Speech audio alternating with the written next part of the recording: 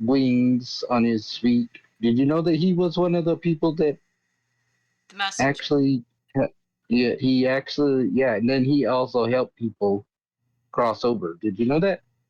I did, in a little bit of a sense. Yeah, His aspect was to be the messenger with the wings on his feet. That's Hermes, which would be yeah, Thoth, which is other people in different places, but also, like you said, a ferryman. So would ferry the yeah, message across, right? Ferry the souls across. And I yeah. think one of his aspects was the raven, which also ferries souls back and forth. Because the end of that one is as the stories wove through the gathering, the creator concluded each guide, whether a ferryman, a messenger, a ruler, or a guardian, plays a vital role in the sacred cycle of life and death. They remind us that our journeys do not end, but transform. And in this transformation, we find connection, love, and understanding that transcends the boundaries of existence. That's Those just a little snippet of the end. that's a and that's the story you have. Yeah, I think we it's should. path to the spirit realm. So okay, I had an experience too with somebody. You're talking about path experience when you said all these other people, and I know they're portrayed in different things like movies and whatnot, and we've Yeah, seen them like one of them like even Dante's Inferno, because you're kind of talking yeah, like that other people that you see. And I think one of a Robin Williams movie, something about what dreams may come. So I've had an experience with somebody, I won't give their name out, but they sent a message the yeah. other day and I couldn't get an answer what it even meant.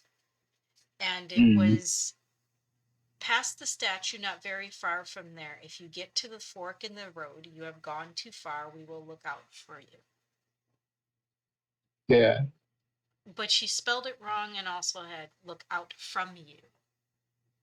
So if yeah. we look at that, like you're talking this ferryman of ferrying people over or people ushering you into the spirit realm, or even again, if you're not able to pass over, because that would be ascension, then we're talking Mm, about a guide, but not only for you that's guiding you, but from you because they're also inside of you following you. It is you, right? yeah. I think that would be a great story for um I don't know, we could do that in the next one.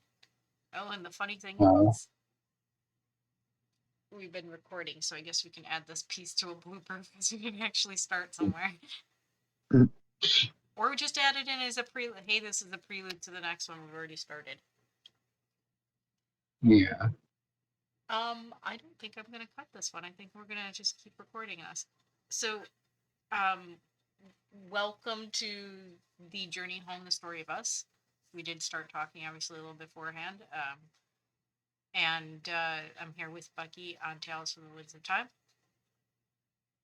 And we were talking a bit about Ascension, and we have a few stories. And this would be like the third or fourth time we've probably recorded this particular episode, and it's a little bit different because there was a lot of glitches in it, so it wasn't supposed to go out at the time that it was. And thank you, Bucky, for sharing your story and your perspectives on these as well, on a lot of these subjects. Yeah. Because I know that we talked about a lot of stuff, and you're like, well, that would make a good story. So I went and gathered a few little bits of information, and voila, there it was. Because when you're talking about the whole guiding somebody or what it would be like once you ascend to the, I guess, the other side, or to put it in layman's terms. But yeah, I wrote a story about that too, which how that how one how the essence of a person would feel basically, but putting that into um, words that one would be able to understand. Which again, we were like I said, we were talking about is that it's Yeah, hard to explain that process because you're explaining something that isn't quite tangible. It doesn't like we'd have to yeah, find something that's tangible to put a word to define it in a way only so that people can understand it, and yet it doesn't have a definition really because it's kind of going back to source. while still being here in this body and letting go of any essence that would be straight ego identity, even. It's because you're becoming one with everything. So to Yeah. describe that, I think you've done an accurate job in it. If you want, if you have that, I don't know where it is on the list. If you want to start with that story, I actually have to go Yeah. put a sign on my door. So Which did you want? An essence path. Is that the one you're talking about? I think, Are yeah, you talking about? Are you talking about the one I just read? That little snippet at the end that I just read. I think The that path to the spirit one. I think the path to the spirit realm, that one was good. That snippet at the end, it just seemed to fit and flow with what's going on, at least in the experience I'm having today, or Yeah. going through. But um, I think that's would be a good weird place to start, and then we can go and do a Mhm. couple of these other ones that we had on our list, or flow from there and see where we go. And I Okay. do not know where it is on the list or on. It is near the bottom. You know, you see where Scales of Time is under the stories from Under the Great Tree Part Two, Yes. and then it is one, two, three, four, 1, 2, 3, 4. It's fifth from the bottom of the stories from Under the Great Tree Part One. And if you open that one and then go to the bottom of that one, it's fifth from the bottom. Path to the Spirit. Okay, I see that. All right, so if you want to Okay. start there, and I will do the next story. Okay. All right, thank you. Okay. Path to the Spirit Realm. Under the great tree where the whispers of the wind carry the stories of old, a creator spoke to a gathering of spirits and beings, illuminating the sacred journey of the spirit of the soul as it transitions from the world of the living to the embrace of the afterlife. In the stillness of twilight, the creators began. In the realm of existence where life and death dance in a cosmic rhythm, many guides await to escort the spirits on their final journey. Each guide, shaped by the essence of their culture, fulfills a vital role in their sacred passage. The creator spoke of a wise ferryman, an ancient being who stood at the banks of a shadowy river, his boat swaying gently in the current. With a heart heavy yet steadfast, he helps the departed navigate the waters that separate the realms. His hands are worn, and his voice, though low, carries the weight of countless souls. He is not merely a ferryman, he is a bridge between the living and the departed, ensuring that no soul wanders lost in the dark. Next, the Creator described a nimble figure, adorned with wings that shimmered like the dawn. This messenger, swift and agile, fleets between worlds, guiding souls with a gentle touch. With each beat of their wings, they whispered reassurances, reminding the souls, reminding the spirits that their journey is not an end, but a passage to a new beginning. They carry messages of love and remembrance from those left behind, ensuring that no spirit feels alone as they cross into the unknown. In another corner of the gathering, the Creator unveiled the visage, visage of a ruler draped in shadows, their presence commanding yet serene. In the realm of the afterlife, this being reigns with wisdom and compassion. They welcome the arriving souls, offering solace and understanding with a gaze that pierces the veil.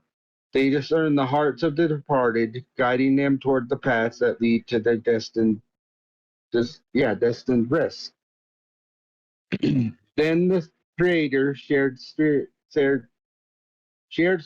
of ethereal figures who emerged from the mists of memory, each a guardian of the departed. These spirits, drawn from the fabric of the universe, took on forms that resonate with the essence of the souls they guide. They are gentle and fierce, nurturing and challenging, each a reflection of the journey the spirit must undertake. They teach the departed that change is a part of nature, and embracing it and in embracing it, they find peace. Finally, the Creator spoke of a sacred quest, a journey undertaken by those who seek knowledge and connection with the spirit realm. In moments of introspection, some chosen ones venture forth, transversing the landscapes of mind and spirit. Through visions and revelations, they gather insight that empower them to help others to cross over. With each vision quest, they strengthen their bond with the guides of the afterlife, ensuring that their wisdom flows through generations. As the stories wove through the gathering, the Creator concluded. Each guide, whether a ferryman, a messenger, a ruler, or a guardian, plays a vital role in the sacred cycle of life and death. They remind us that our journeys do not end but transform, and in this transformation we find connection, love, and understanding, and it transcends the boundaries of existence. And under the great tree, the spirits listen closely, their hearts resonating with the truth of the Creator's words, honoring the myriad guides that shepherd souls to their rightful place in the embrace of eternity.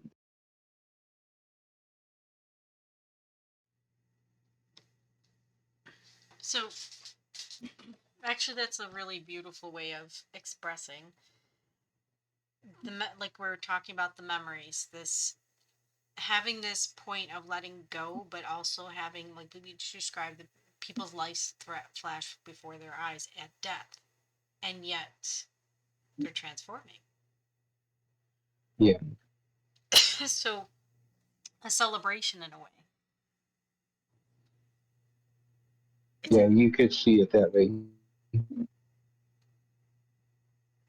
so let me ask you, have you experienced this while in the same incarnation that you're in here? Have I experienced what it's like to see beyond what everybody else sees? Yes. That yeah, I being brought up the way that traditionally by like my grandmother, my uncles, and all them. Um, we are always taught that there's um, always the need to respect something that's beyond you because you don't know how that can affect you. So you never intentionally disrespect. Let it be like even disrespect the dark because you don't know what's there. Let alone disrespect somebody who's passed over because that would be disrespecting not only their journey here on Mother Earth, but that would also be disrespecting everybody who came before them and everybody that will come after them's journey here. And that, so that again, so that disrespect, and then you don't want to carry that trauma Yeah, into the next generation. So that's a good, those are good teachings. yeah, And I can, I could only surmise that obviously you're writing about it, that you've had something of, like you said, a peek into it, or at least the experience of having this gone through in yourself. yeah. Because living where I live, I've experienced some pretty crazy things that most people would not believe me. And I think that I told you a couple of things that I've experienced when I was younger, and that's why I'm not as hardy to go out and test these things because yeah, Because you have a respect for it. yeah. And it wasn't like I didn't respect it before. It was just like, oh well, I was more of a skeptic about it. Like I still had that respect. The respect was there. It was just wasn't as a profound aspect of how I viewed everything as what I do now. So, can we even say that I know a little bit about from the experiences or memories that even ascension in this life is a series of process of experiences, but a change in the perspectives in our lives that help us to expand more. Yeah.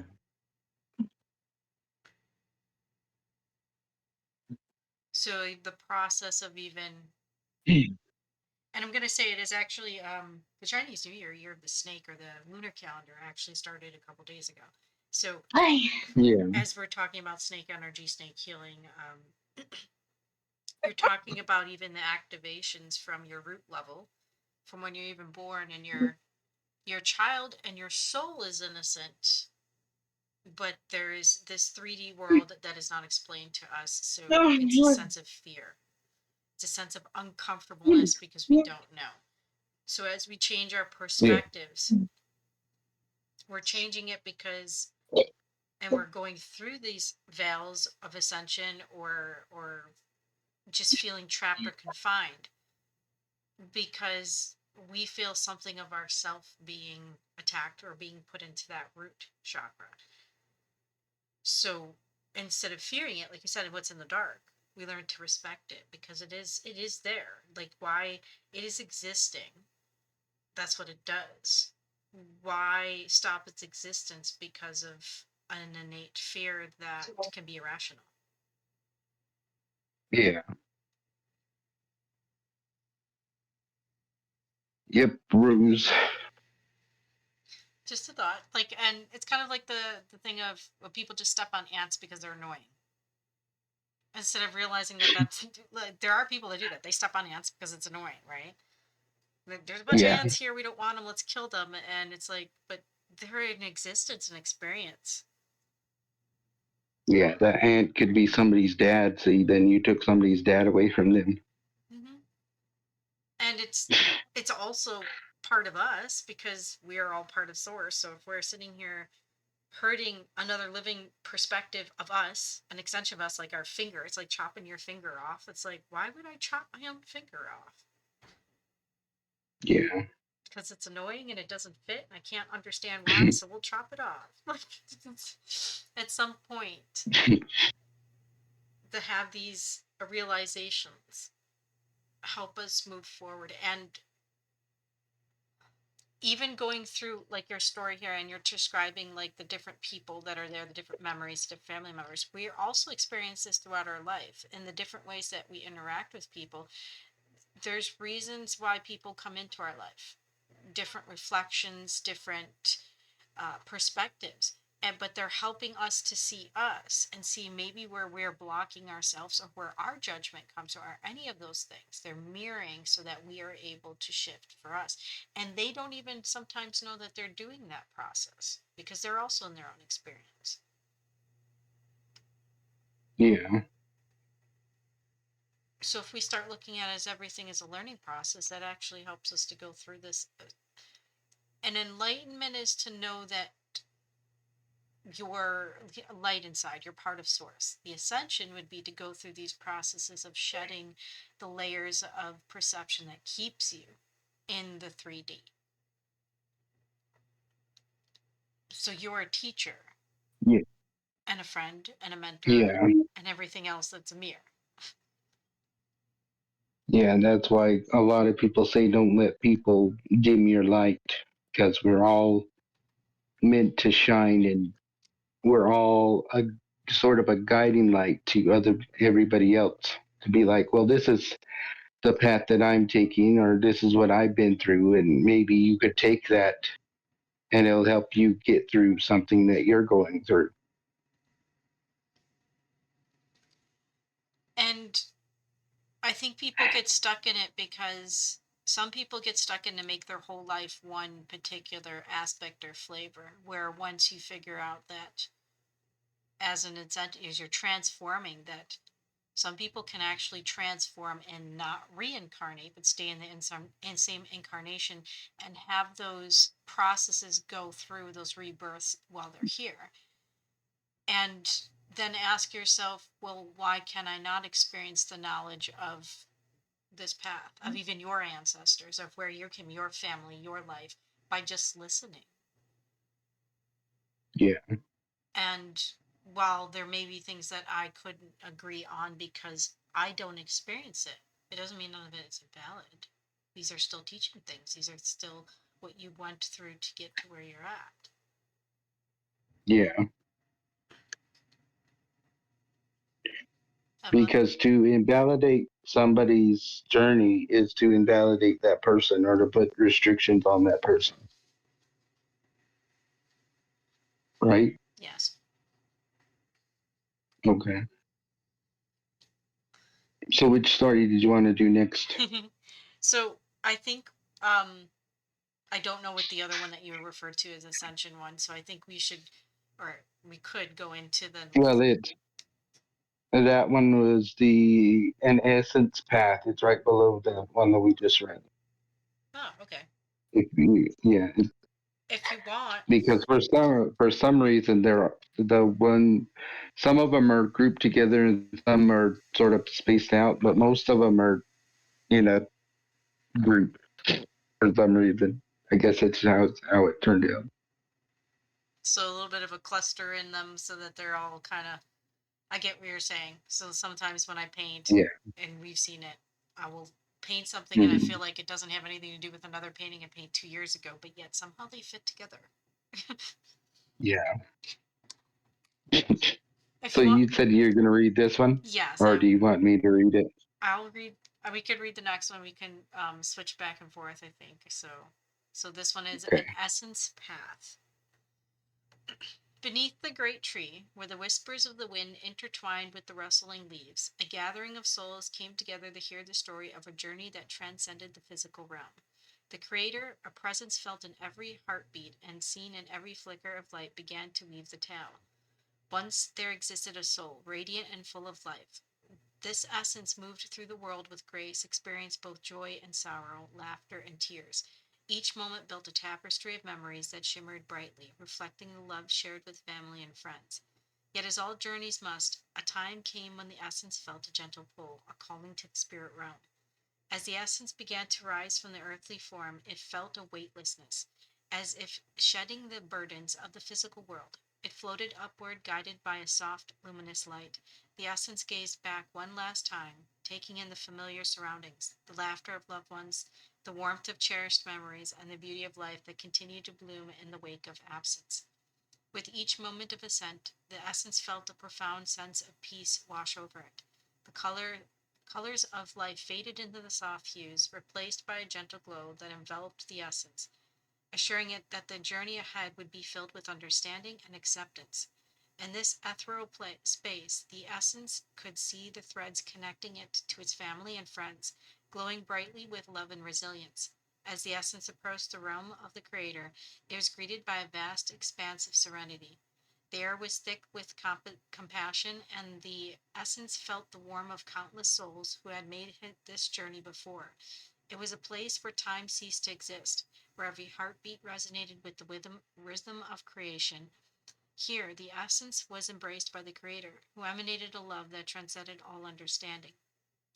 In this sacred space, the essence reflected on its life, feeling gratitude for the experiences that shaped it. It understood that every joy and every hardship was the thread in the grand tapestry of existence. The essence realized that its family and friends, through grieving, would find strength in the love shared and the memories created. The bonds forged in life were not severed, but transformed into guiding lights that would illuminate their paths. As the essence conversed with the Creator, it learned that loss was not an end, but a continuation of a journey. It felt a profound sense of assurance that its loved ones would be okay, held in the embrace of their own experiences, learning, growing, and remembering.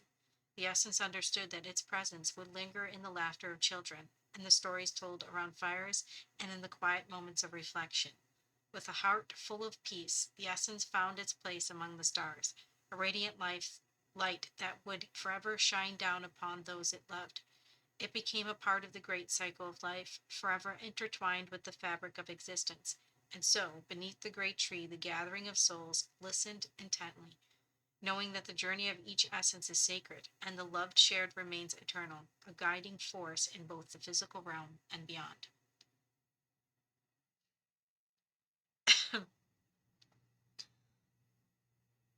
So, you, you actually wrote this one last year. Is that correct, or was it? Yeah. Yeah. just before Thanksgiving. What was your inspiration for that one? Well, that one I actually wrote that the day before. Would have been, I'm not sure. It's the day before my grandfather's birthday, right? Hmm. So I get really sentimental about things, and I find that I'm able to channel things into something profound. Like that's when I do my most deep work, is when I'm feeling some type of way. I don't know.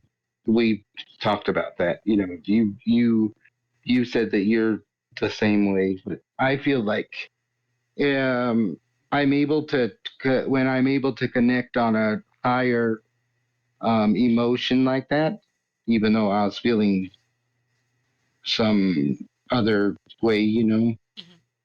I was still able to put words into how I was feeling, basically, like how I would think of a soul leaving or transforming into the next part of existence. I was like, how could I put that into words? And then I just started typing, and then that was the result. I think I can see that it's channeled through you. So it's stuff, it's experience because you, just like in that story, in that expression of that experience, is something that you're connected to through the people, those threads, through the people that have gone Yeah, before you, right? So, and you're able to see outside of your unit of perspective, your one unit, your own individual perspective, to actually encompass and get that information. It just pops in. yeah, um but what I've read, actually it's the first time I've read that one, and I know we talked about it a little bit beforehand. um but that was an experience that I had as a vision space, I think back in 2019. So mm, in the same thing, you kind of, it's I say a feeling of loss. There's a bit of sadness because you're not able to, in a way, experience it with those people. Yet there's a yeah, release. It's like a release of a burden. It's the And I say a burden, not weighing you down, but just there's no longer the point of having to be around, which what we would call in today's, if you want to go supernatural way, why do ghosts linger in a place? mm, I mean, loss, because they're lonely, because they want to continue here and they're not able to make those, so attachment, right? yeah, And when a soul's ready to be free, or at least ascend or go through these places, or go into creator, talk to creator, that attachment isn't there, because the attachment forms from loneliness, from sorrow, from the things that are human emotions. And as an essence, you don't really attach them, because those things are from 3D world, what the 3D reminds you of, that if you do not have a pencil, it's gone, therefore you don't have it in front of you, right? And yet we're being shown through that story that, like you said, that everything's connected, nothing's ever disconnected, it's yeah, not separate. So I have the attachment. So these would be things yeah, are essence, not learning the actual process here. How would you Have you ever helped spirits pass over? Have you ever had that experience? yeah. And I don't know if you want me to get into that, but because it's sort of something that most people wouldn't believe, the things that I've seen personally. So, and plus, I don't know if we have that much time because it's a long story. Well, we've been going for a half an hour, but I mean, like, that's up Yeah, to you. Again, we could also yeah, talk about that a little later if you'd want, but that's up yeah, to you if you want to share it. It's just, I wouldn't feel bad about what other people believe at this point, because as we were just talking about, it's your experience, you experienced it, so it is true for you because you went through it. So whether somebody else believes it or not doesn't really matter at this point. But yeah, I think we'll save that for either another time or the end, or you Fair, know. fair enough. So, Um, which story did you want to do next? so as we're talking about different perspectives, let's go Yeah. into the scales of time, and I think we'll do one more after that because, like I said, we've been going almost like a half an hour. So, do you want to read that one, and then I'll read the last one? Okay. Okay. Even though I read this one what twice the last, 3 times the last time. Well, I could read this one, and then you could read the last one. We could do it that way. No, the last one has really big words. Remember, so Oh yeah. I think that you should. Okay. All right, this is Scales of Time. In a time long forgotten, when the earth was still young and the skies were painted with the colors of wonder, there existed a sacred valley that was home to a multitude of dragon like creatures, each revered and celebrated by the cultures that thrived in their shadows. This valley was a tapestry woven with the threads of ancient beliefs where the spirits of these magnificent beings danced through the dreams of mankind of humankind. At the heart of the valley, under the embrace of a great mountain, the feathered serpent through great glided gracefully through the clouds. With vibrant plumage that shimmered like the sun's rays at dawn, this creature was a symbol of creation and rebirth. The people who dwelled nearby revered it as a powerful deity, believing that its presence brought fertility to their lands and abundance to their harvests. They gathered each year to celebrate its return, offering gifts of corn and flowers, whispering prayers of gratitude to the skies, hoping that the feathered serpent would bless them with prosperity. To the east, within the dense forest, a winged serpentine creature soared above the treetops. This being, known for its human-like features, was feared and respected in equal measure. Legend spoke of its fierce guardianship over the land, protecting the balance of nature from those who sought to disrupt it. The tribes who lived in its territory honored it through storytelling, passing down tales of its wisdom and power. They believed that the creature's spirit would guide them in times of peril, reminding them of the interconnectedness of all living things. Further along the valley, hidden beneath the misty mountains, the serpentine guardian of good fortune curled through the peaks. With a body that flowed like water and eyes that sparkled like stars, the dragon commanded the weather and the prosperity of the people below. Celebrated during the celebrated during the harvest festival, its image adorned banners and lanterns, casting a warm glow of hope and joy. The villagers would gather in joyous celebration, singing songs of gratitude and inviting the dragon to dance with them in the fields, believing that its presence would ensure a bountiful year. As the sun dipped below the horizon, casting long shadows across the valley, the echoes of ancient battles filled the air, reminding the people of the legendary creatures that once roamed the earth. The monstrous sea dragon rose from the depths of the ancient waters, its form a formidable silhouette against the twilight. Though it had been defeated in myth, the tales of its battles with gods served as a reminder of the chaos and order that existed within the world. The people revered its memory, honoring its fierce spirit with offerings at the water's edge, ensuring that the balance within creation and destruction remained intact. In the northern reaches of a valley where the mountains kissed the sky, a fire-breathing dragon hoarded treasures beyond imagination. The creature, once a guardian of wealth, had become a symbol of greed and excess. Yet the stories of its demise were cautionary tales, teaching the people the importance of humility and the dangers of coveting that which did not belong to them.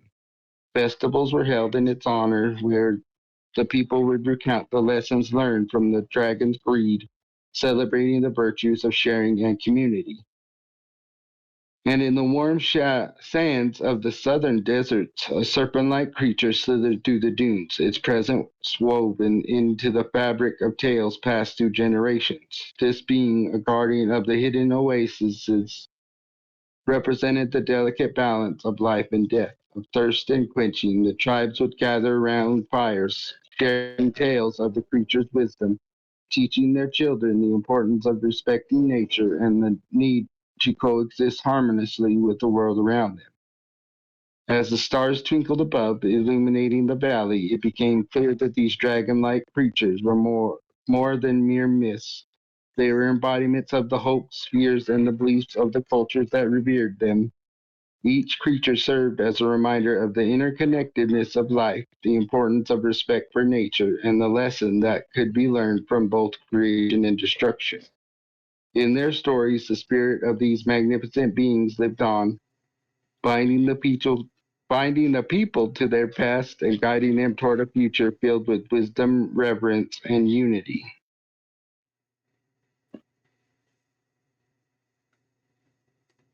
So I know that each one of them was portrayed a little separate, but could you say that even that it is one essence that is teaching and just evolving in different aspects of itself through the environment? Yeah, it could be seen as a perspective thing. Like, um, you never, like we've been saying, you never um, deny somebody's perspective or to discount somebody's perspective on something. I agree.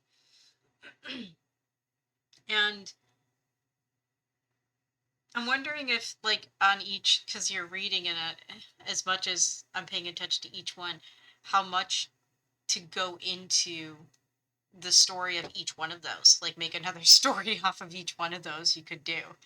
Yeah, Um, that's actually what I'm working on. You know that? no, I don't. Actually, I had no clue. So, Yeah, how to expand on each one of those essences there so that, or experiences, to have a whole another story come off and shoot off of them of how they have that wisdom, yeah, or what did they go through, what was their experience like to get them to that point.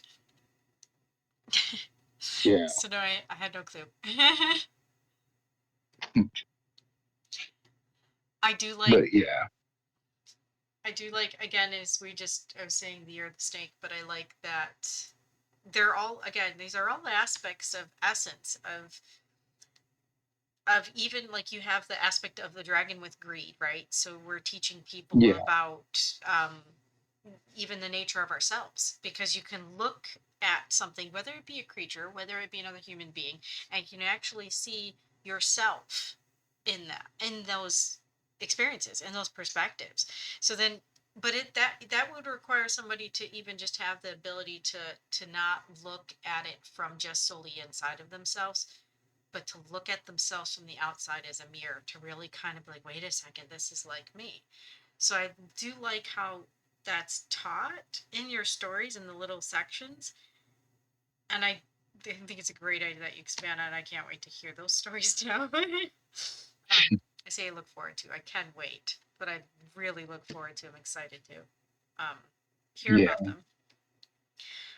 But how that, even in every culture we see it, there is some legend of some reptilian creature, whether that be a snake, whether that be a dragon, whether it be um, anything, like any kind of feathered snake, world snake. There's something there with the wisdom of the reptile, the scales that you're saying, the balance of time. If you, even if you're going instead of scales on a reptile, the balance of how time and the story itself can be changed through each perspective that is looking at it. yeah. So I do love that in your stories. Okay, so we have the last one, which I don't know if it's on the same lines. It is about another feathered serpent. We see that, um, Yeah. but and your stories all connect together. I don't think you wrote these ones at the same time, though. They're not in the same section. No. Okay. Uh, and do you want me to finish off? Read this one. Yeah, if you would. All right. So this one is Where We Come From. Once upon a time, in a world where myths intertwined with reality, there existed a land known as Terra Serpenta, a place where the ancient reptilian beings roamed freely and shaped the destinies of mortals. In the heart of Terra Serpenta stood the Temple of Ophidia, a grand structure built by an ancient civilization that worshipped the serpent gods. The temple's walls were adorned with intricate carvings depicting the divine serpents of creation, each representing a different aspect of existence. The people of Terra Serpenta believed that the world was created by a primordial serpent named Quetzalcoatl, whose scales shimmered like precious jewels in the sun. They prayed to Quetzalcoatl for a bountiful harvest and protection from harm, offering sacrifices of fruits, flowers at the temple's altar. As time passed, the influence of the serpent god spread beyond Terra Serpenta, reaching distant lands and mingling with the beliefs of other cultures. In Egypt, the people revered the cobra headed goddess Wadiet, who guarded the pharaohs and bestowed prosperity upon the kingdom. In ancient Mesopotamia, the Babylonians worshipped Tiamat, the chaotic sea serpent who battled against the gods of order. They believed that the world was born from the clash of Tiamat and her divine adversaries, a cosmic struggle that shaped the very fabric of reality. Across the vast oceans, the indigenous tribes of the Americas told tales of Quetzalcoatl, the feathered serpent who brought knowledge and civilization to humanity. They saw the serpent as a symbol of wisdom and rebirth, a guide through the cycles of life and death.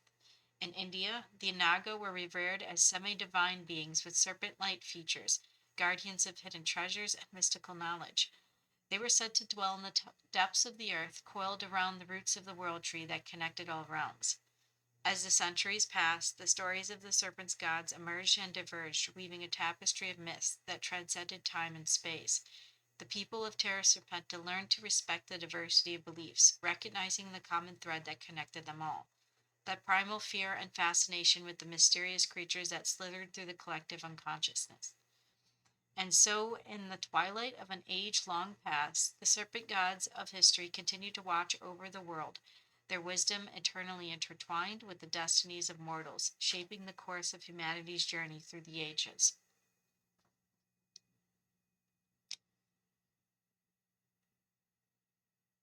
Something that, again, I've read this story a couple times because as we kept doing this over and over, and wasn't obviously not the correct timing.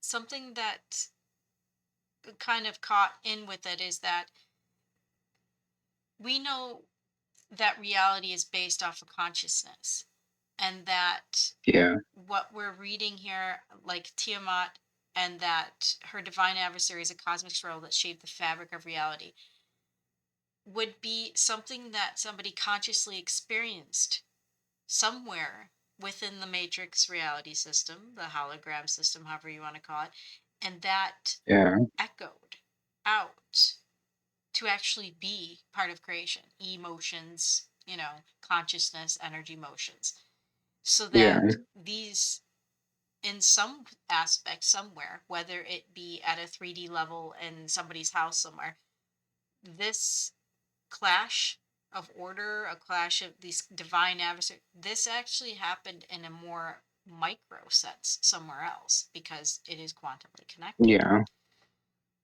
So now we can see why people, and there are a lot of people, I don't know how many you've talked to, but have come across that identify or try to, because they've gone through these experiences with this collection of consciousness stories. Mm. So by you telling these, you're actually bringing people, from what I can see, you're bringing people in through the consciousness, the actual experience itself. You're bringing them to be like, wait a second, I've experienced something like this, even though this is something that is more in this mythical or fantastic sense. and yet is also history. In a way, it's bounced back, right? The way people may not understand how time works.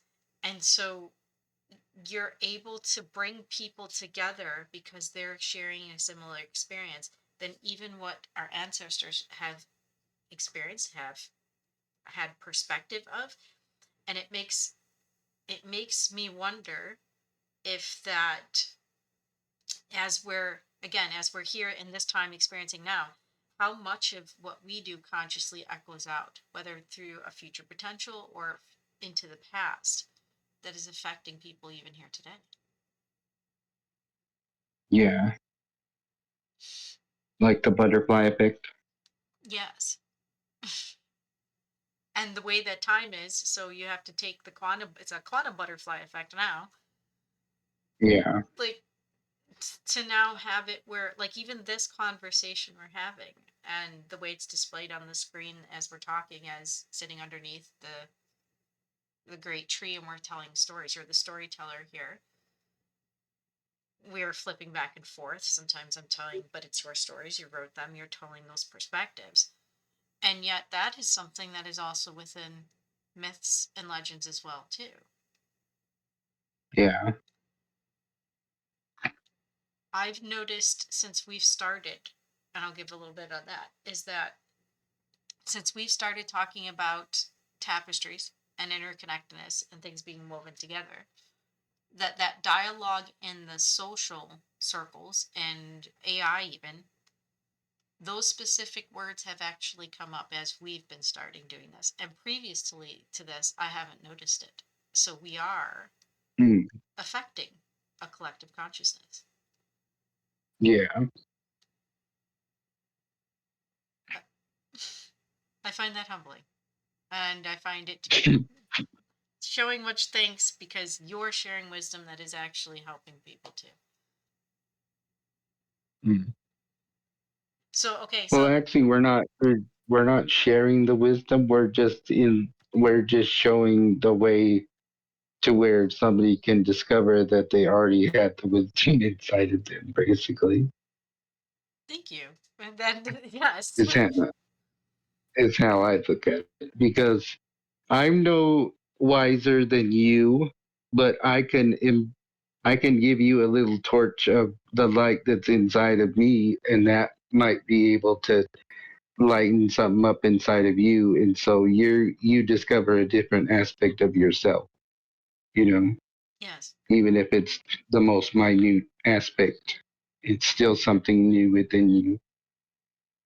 And that would be something we're thanking somebody for. And I think that Yeah, even if it was, well, to perceive it as a negative aspect would mean that we're holding something negative back, right? We're holding on to something. yeah, But as you just said, if we look at it as just simply light, and you're bringing something to light in me, that means that something has was shadowing it. yeah, So that would be, instead of, some people say, oh, that's this person's fault, they did it, and be the villain of it.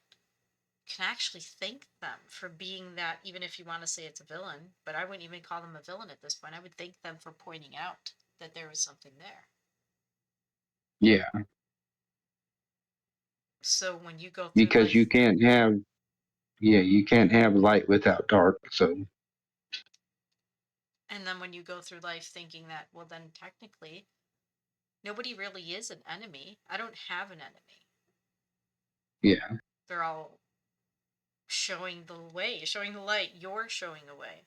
And there's been times you have for myself, you've shown a way. So thank you. Well, thank you for being there for me too in that way. You're welcome. And no worries. So in the next episode, I don't remember which one this is. I believe this is episode 5, actually. Um, I I think keeping it really open like this is a good idea. And I think, But go ahead.